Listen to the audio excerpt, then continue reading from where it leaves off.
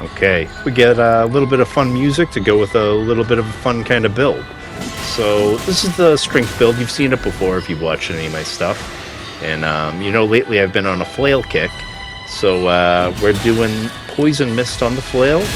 And after we hit him with the poison mist, we'll bust out the poison flower blooms twice Ash of War. We get that on the poison gloves that you can get early on in the game.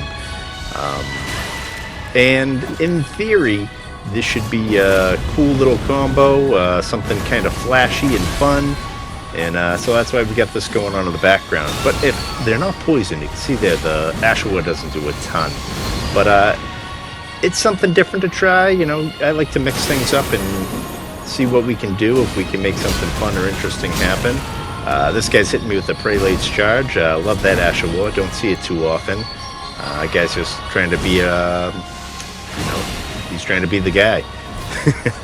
I don't know what I'm talking about. Anyways, here's an ideal situation. He's swinging away.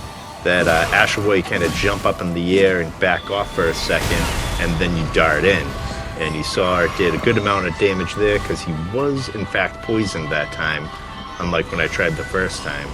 And the way the Ash of War works, if they have poison damage, when you hit, you do the damage from the attack itself, plus whatever poison damage over time would have been done, kind of all hits him at once. At least I think that's the theory behind what it should be doing. Anyways, this was just a group of people. They were camping out up top. I started off, I was blasting some cannon shots at them. I cut that out because it was boring, didn't really pertain to the theme of the video here with the poison. And Meiji Poo's just standing on the rooftop. He's going to cast spells at me. He thinks he's safe, but he wasn't. We're going to smash him off the top with a little bit of a mega pot, freeze him up, and beat him down. And that's it.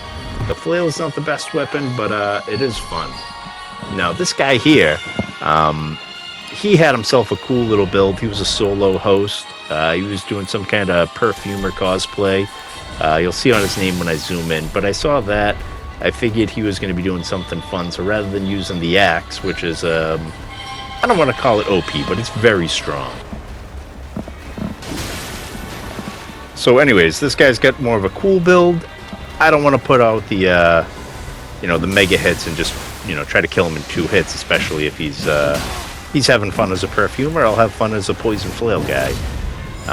So you can see if they're expecting it, or at least the least bit wary of their surroundings. It's not a hard move to avoid.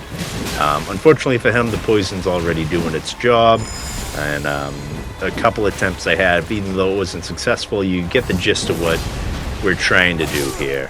And eventually he goes down. If nothing else, the claws are a good quick finisher. And yeah, so that's the gist of what we'll be trying here, is getting people poisoned, hitting the poison flower blooms twice Ash of War, and seeing if we can make it work. And spoiler alert, it's not great, but it was fun. I will give it that. I think on an arcane build, I could probably make a lot of things happen, because we get the extra bleed on the flail to go along with the poison, and maybe make some cooler things happen. But it worked quite well on the strength build on its own.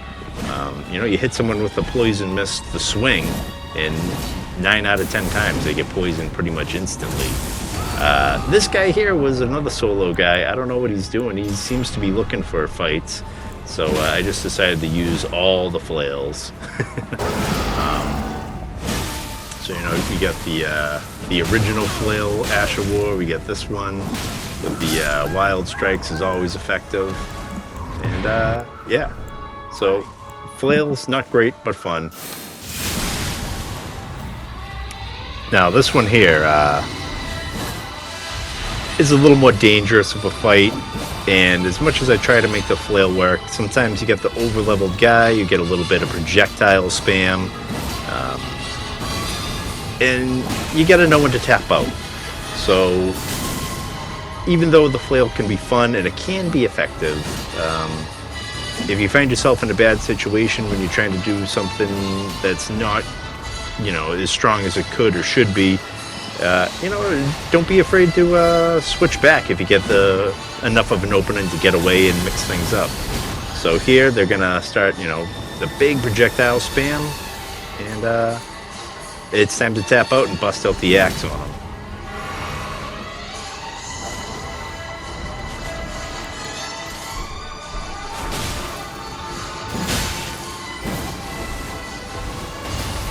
And the axe, like I said earlier, it can do some big damage. You'll see here, I hit this guy with R2 that hits him for, I think, over 1,000 damage. When you can hit 1,000 damage at level 70 in one swing, it's a good feeling, especially when you tag a over-level guy like this. So he's got the bleed, he's got all the DLC weapons, and, I can't really complain. I'm using that stuff too, but almost take him out in a single hit. And we'll finish him off with a little bit of a volcano pod. I thought I got him with the axe, but that scream right there is the sound of burning to death. Lovely sound. Yeah, anyways. But yeah, so you take him down, you gotta use whatever means you need. And this here is an opposite example. So I start with using the twin blades. And you'll see here, they're also rocking all the DLC stuff. And this time it's the host, not his phantom. And judging by how he's playing and how he's trying to, farm the dragon for some souls or runes, whatever you want to call it, I don't think he made it to the DLC and took out Renala and everybody yet. I'm guessing those were gifted to him. And I don't know, I guess I'm just a snob, but I see people using stuff they haven't earned. It irritates me sometimes, but it's a game. You gotta play how you want to play, have fun the way you want to have fun. But I hit this guy a couple times, and a couple R2s, running R2s from the Cragblade Twin Blade. I decided this guy is just gonna die too easy, and I didn't want to kill him by accident when I was trying to kill his phantom first. Yeah, I think this next hit here, I decide maybe it's too strong. So right around here, I'm like, do I want to make the switch? Can I make the switch? Maybe I can take the phantom out first, and a couple things are going through my head. But at the end of the day, I decide, for whatever reason, even though these guys are real spammy and maybe even worse than the other guys, I thought maybe I can flail it up. And so that's what I did. Bum, ba-da-dum. So this one drags out for a little bit. I won't narrate everything like I have been, or just run on my mouth like I do.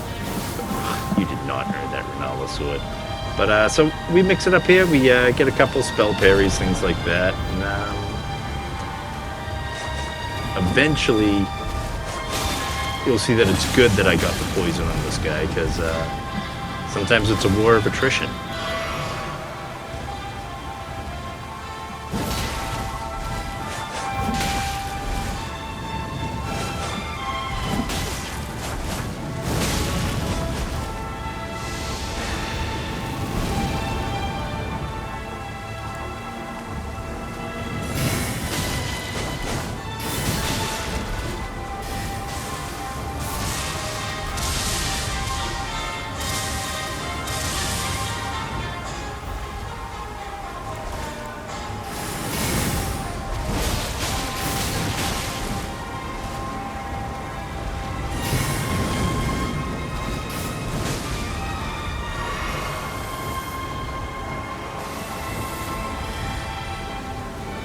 In hindsight, I really wish I put more pressure on the Phantom. This is reversed here. It's like the host is trying to protect the Phantom instead of the other way around.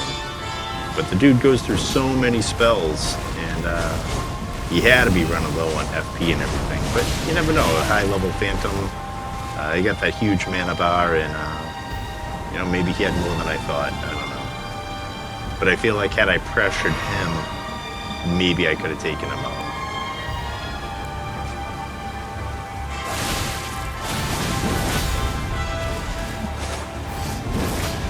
Man, I really wanted that, but just couldn't quite land it on him. but the poison is strong. And around here I realize my dude must be out of heals if he hasn't healed up yet. So instead of trying to finish the fight, just give him a little bit of taunting. Let him know that you're dead and there's nothing you can do about it.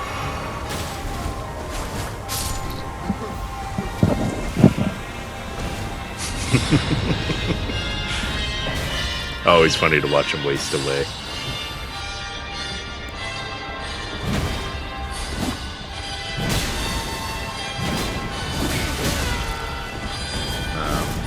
Here's another one.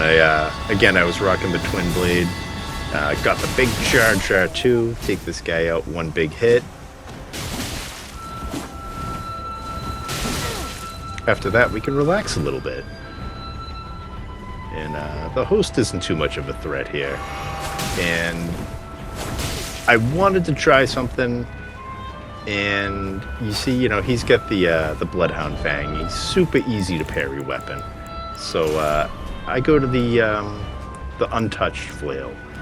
And what I want to do is get a little parry on him and see if I could parry into the Ash of War. Couldn't quite nail it. Dude almost jumps over the edge. Oh, that would have been a great ending. But he did not. So now I just decide this guy's parry bait and getting a little bit of parry practice. So block and a parry. Whenever you get someone with a good connection and you want to practice some setup parries, good idea. Should have been a little earlier on that one. Let them know. And you gotta end it eventually. You don't want to toy with them too much. You'll break their spirit. But yeah, I mean, it's a game, you gotta have fun. Can't feel too bad about these things.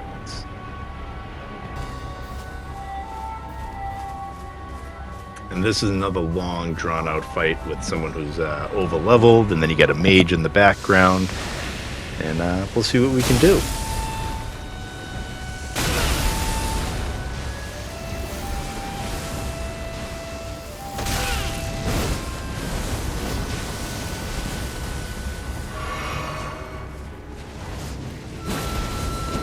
Can't believe I let myself get hit with so many of those boulders.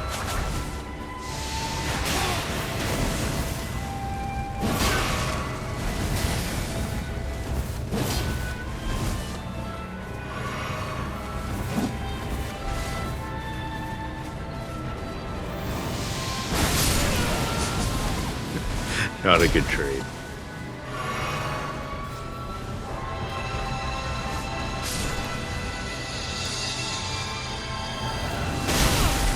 Again, just letting this guy make me look terrible.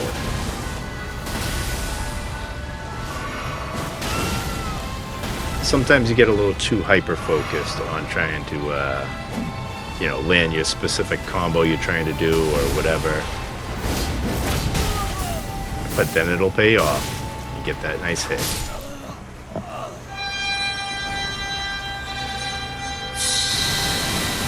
So overall, was this Ash of War worth using, or this combo of the poison flower blooms twice?